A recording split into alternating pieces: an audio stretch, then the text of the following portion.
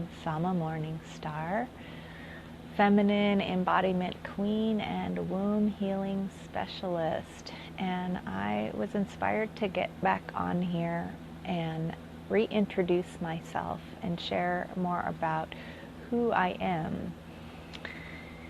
It's so easy to get caught up in what I'm doing, and I forget to share about how I got to be where I'm at and what makes me who I am. And so I was reflecting on that, and thank you, August, for reminding us the importance of that. So I am sort of the last in a lineage of women.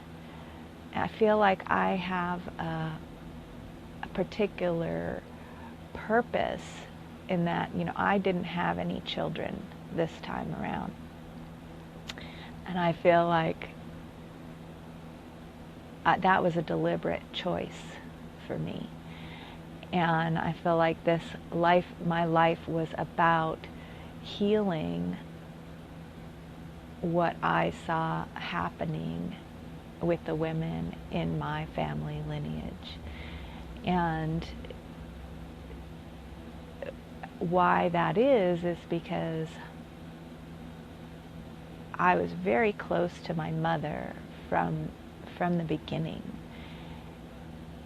And I saw how she didn't value herself enough and allowed herself to be in relationships, well, mainly in the relationship with my biological father and then my adopted father, neither of whom really truly respected her womanhood and respected her as a woman.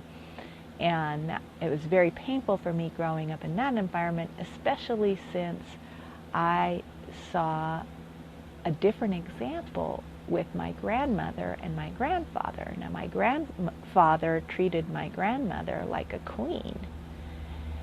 And not that they didn't have any problems, but I saw how he respected her as a woman. And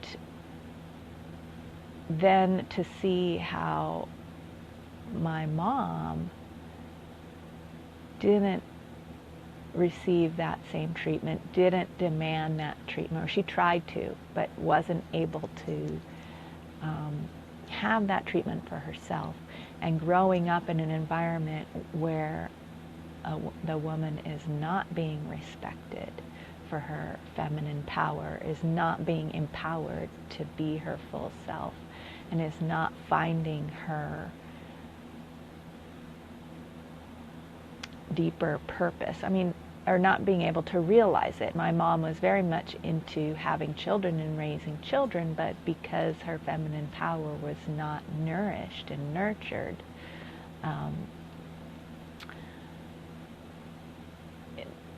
there was a lot to be desired in that circumstance. And she did an awesome job anyway, that's the thing. But for me, growing up, I came in as a very sensitive being. And, I was having very direct conversations with God, with light spirit, light beings, spirits, angels, whatever you want to call them,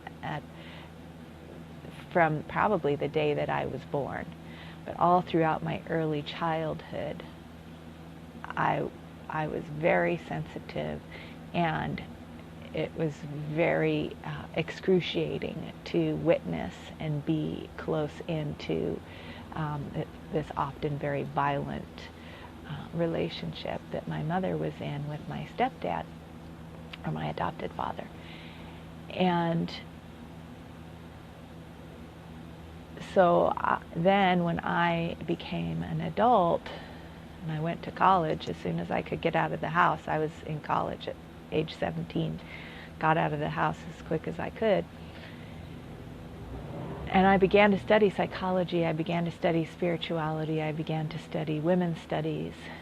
And community living and just different lifestyles, because I saw how that disrespect was systematic, especially in those women's studies classes.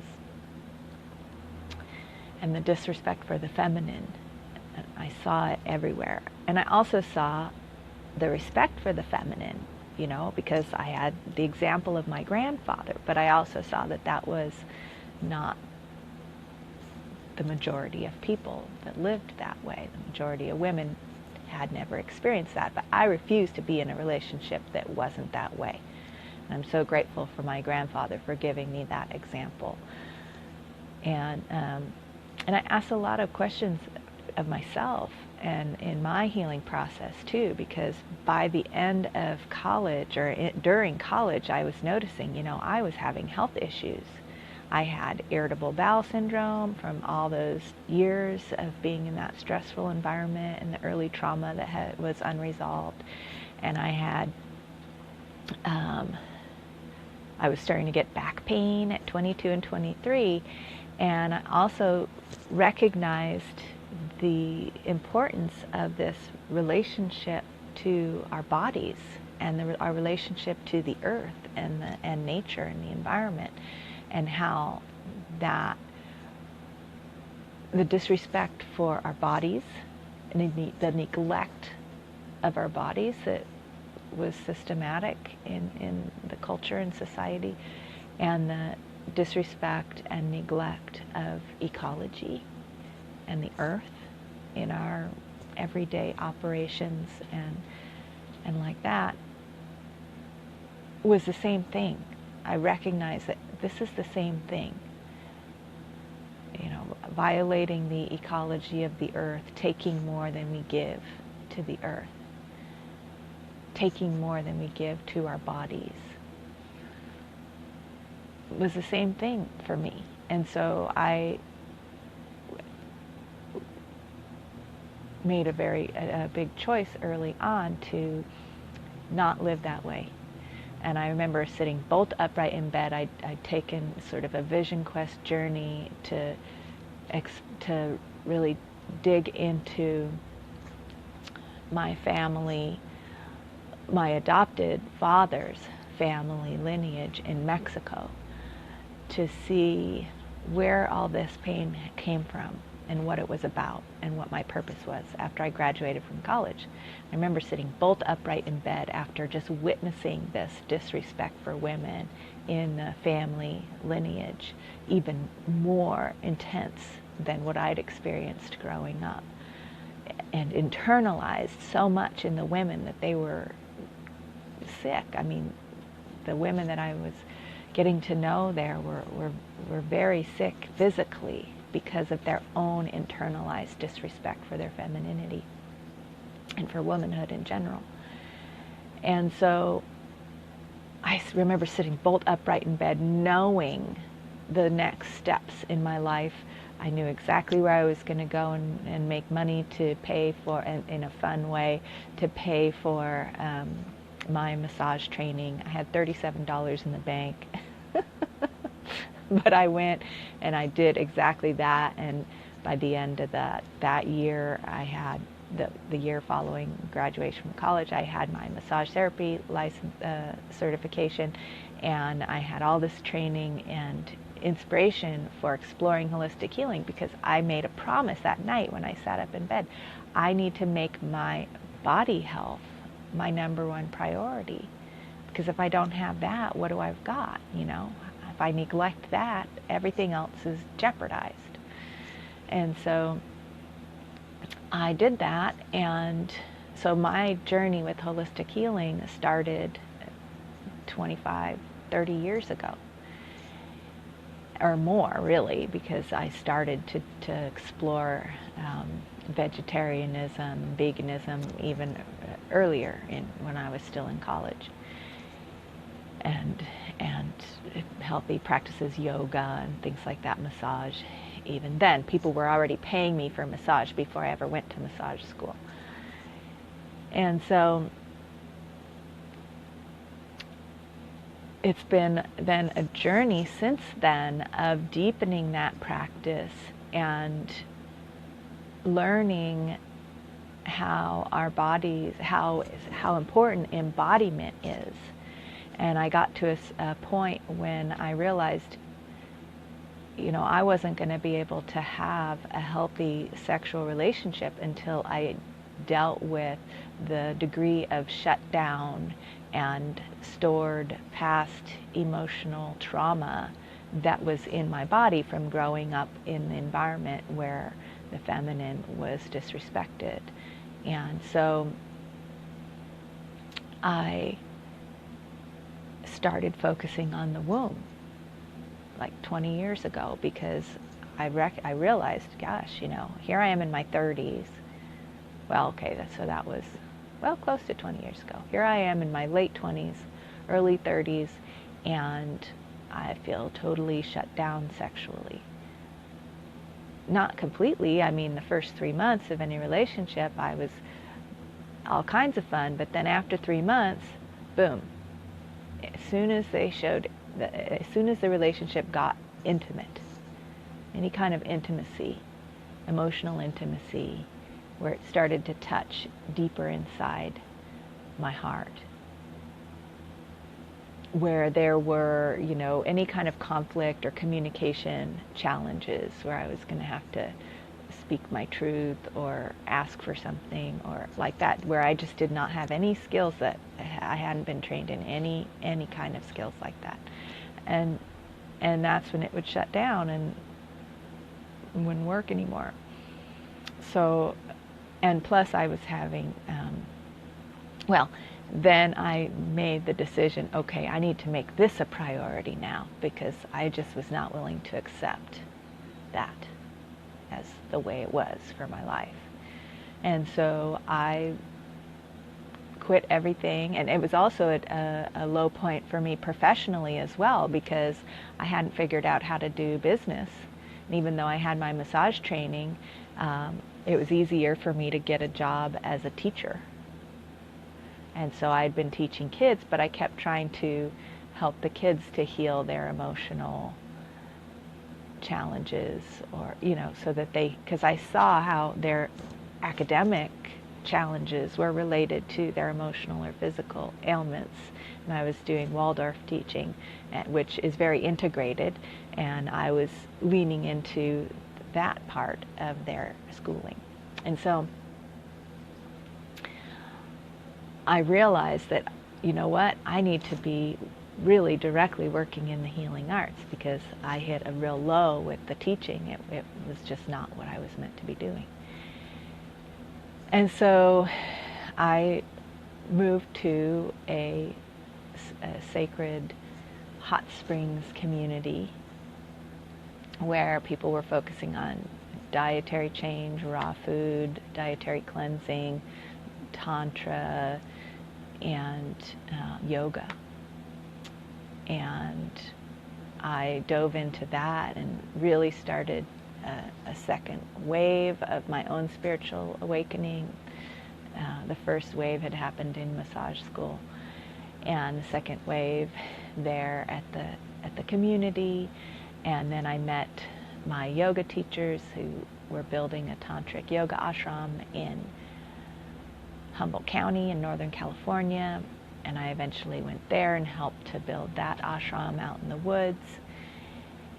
And at a certain point, about 4 or 5 years ago, after 10 years of being involved in this very tight-knit, close-knit community, practicing spiritual tantric yoga practices in everyday aspects of all everyday life, all 24/7.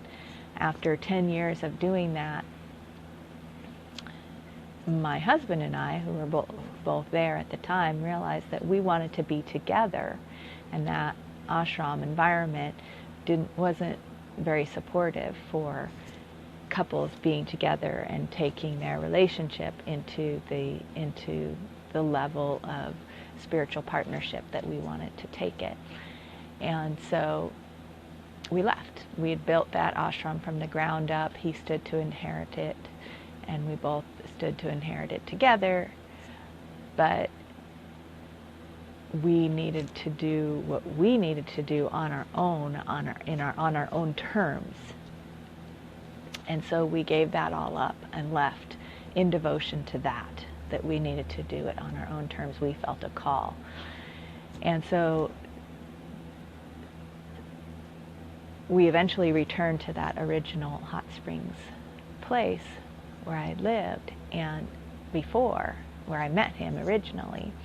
And we returned there about 2-3 years ago now, and had a whole nother development of who we are, but then the whole place burned down in wildfires,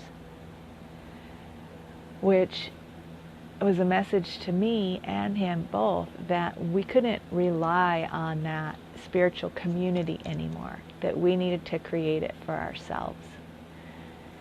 And that was some hard lessons because it's like, no, you can't do it. Everywhere we went to recreate that for ourselves was just, okay, we're going to burn it down now because you can't have that now. You have to create it for yourself. And so, and then, I found another hot springs to do massage out of, and then that was taken away. The management there and I just didn't jive, and finally recently. So, but in these places, I really got to dive into the womb of the earth feeling, and these hot springs or these waters coming up from the center of the earth.